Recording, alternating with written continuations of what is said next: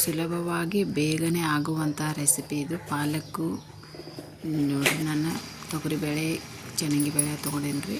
ಎಲ್ಲ ಈರುಳ್ಳಿನ ಎಲ್ಲ ಸಣ್ಣಂಗೆ ಕಟ್ ಮಾಡ್ಕೊಂಡು ಈರುಳ್ಳಿ 2 ತೊಗೊಂಡೇನಿ ರೀ ಮೀಡಿಯಮ್ ಸೈಜ್. ಆಮೇಲೆ ಟೊಮೆಟೊ 1 ತೊಗೊಂಡಿದ್ದೀನಿ ರೀ ನಾನು.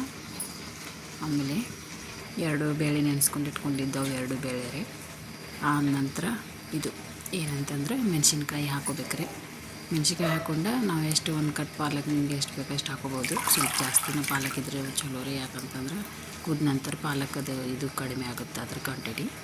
ಅರಿಶಿನ ಪುಡಿ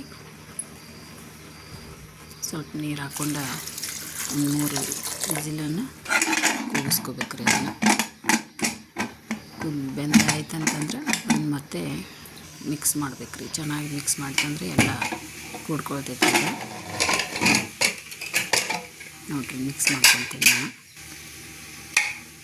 ಕರೆಕ್ಟಾಗೆಲ್ಲ ಮಿಕ್ಸ್ ಆಯ್ತು. ಅದು ಮಿಕ್ಸ್ ಆದ ನಂತರ ಒಂದು ಬಾಣಲಿಗೆ 1 ಟೇಬಲ್ ಸ್ಪೂನ್ ಆಯಿಲು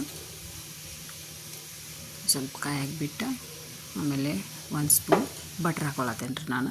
ಯಾಕಂದರೆ ಟೇಸ್ಟ್ ಅಂತೂ ಮಸ್ತಾಗಿ ಬರ್ತೈತೆ ರೀ. ಅದಕ್ಕೆ ಸಾಸಿವೆ ಸ್ವಲ್ಪ, ಜೀರಿಗೆ ಸ್ವಲ್ಪ, ಆಮೇಲೆ ಬೆಳ್ಳುಳ್ಳಿ.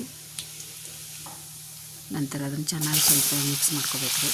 ಬೆಳ್ಳುಳ್ಳಿ ಎಲ್ಲ ಚೆನ್ನಾಗಿ ಹುರಿಬೇಕಂತ. ಅದಾದ ನಂತರ ಪಾಲಕ್ ನಾವು ಕುದಿಸ್ಕೊಂಡಿರ್ತೀವಿ ಅದನ್ನೆಲ್ಲ ಹಾಕೋಬೇಕು ರೀ. ಹಾಕೊಂಡ ನಂತರ ಅದನ್ನು ಸ್ವಲ್ಪ ಮಿಕ್ಸ್ ಮಾಡ್ಕೋಬೇಕು ರೀ.